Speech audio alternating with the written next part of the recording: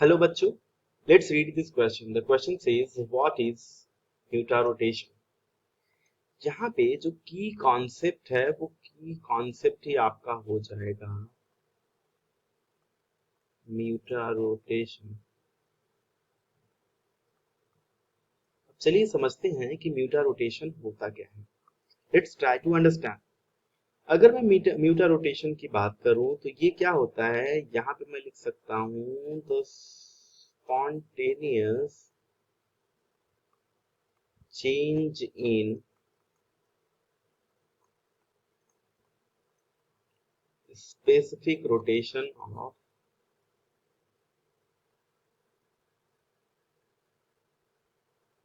an optically active compound in a solution with time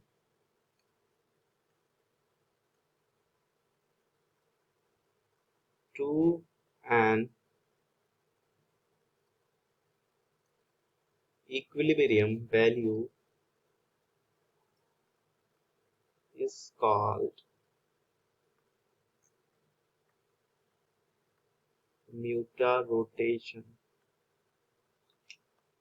देखो होता क्या है, जैसे अगर हमारे पास, जैसे मान लो अगर मैं आपसे कहूं कि ग्लूकोज है ना, तो ग्लूकोज क्या करता है, दो डिफरेंट फॉर्म में एग्जिस्ट करता है, तो जो जिसकी ऑप्टिकल एक्टिविटी अलग अलग होती है। जैसे अगर ग्लूकोज को मैं किसी ग्लूकोज को लेट से वाटर में अगर मैं डिजोल्व करूं, तो over the period of time, after period of time मुझे क्या देखने को मिलेगा, उसके ऑप्टिकल एक्टिविटीज में चेंजेस देखने को मिले। यानी कि जो स्पेसिफिक रोटेशन होगा वो चेंज होता रहे, है ना।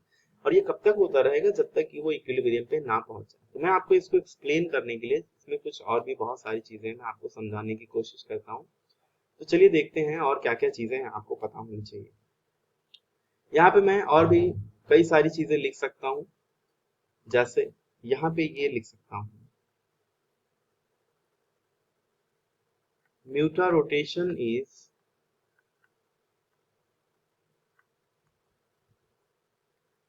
deviation from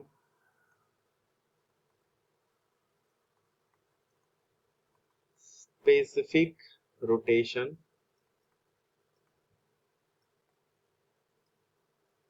due to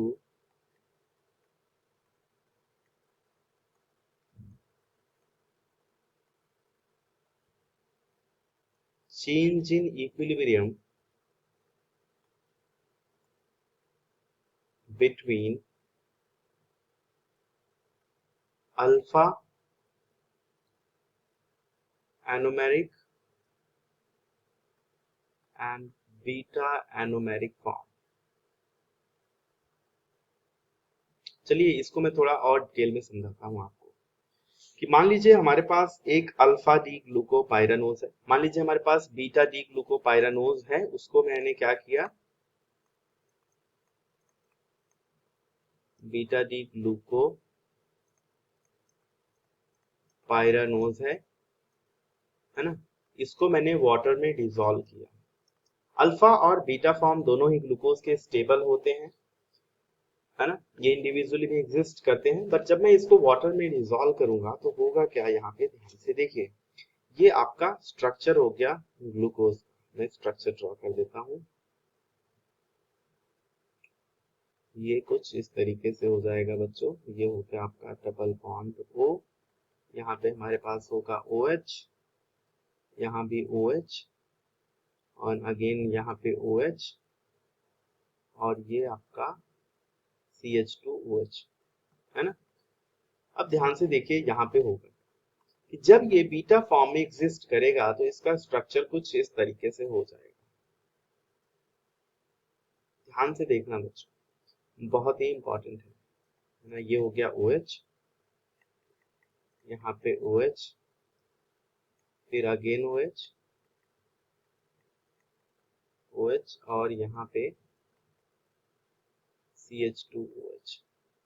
ठीक, ये आपका है कौन सा, ये है आपका बीटा डी ग्लूकोपाइरानोज। सिमिलरली मैं अल्फा का स्ट्रक्चर भी ड्रॉ कर देता हूँ। अल्फा का स्ट्रक्चर देखिए कुछ इस तरीके से होगा। OH, यहाँ पे होगा OH, और यहाँ पे OH, यहाँ पे OH, और यहाँ पे OH। ये है आपका अल्फा डी ग्लूकोपाइरानोज। अब होता ये है कि यहाँ पे जब हम ऑब्जर्व करेंगे तो ये एक्चुअली एग्जिस्ट करता है 36%। इक्विलिब्रियम पे ये 36% हो जाता है, और फिर ये क्या होता है 64%, है ना। इनिशियली जो रोटेशन अपने को देखने को मिलती है वो होती है 18.7 डिग्री, है ना, क्योंकि हमने बीटा डिग्लूकोपाइरानोज को ही सोल्यूशन यानी वाटर में डिसॉल्व किया था। बट होता क्या है, over the period of time ये बीटा फॉर्म जो होता है ये अल्फा फॉर्म में कन्वर्ट होने लगता है, और हमको क्या मिलता है यहाँ पे जो ऑप्टिकल रोटेशन मिलता है वो 112 डिग्री पे भी मिलने लगता है। तो इसी पूरे प्रोसेस को हम क्या बोलते हैं, म्यूटा रोटेशन। आई होप ये सारी चीजें आपको समझ में आ गई होंगी कि म्यूटा रोटेशन क्या होता है। So hope you understood it well. Best of luck.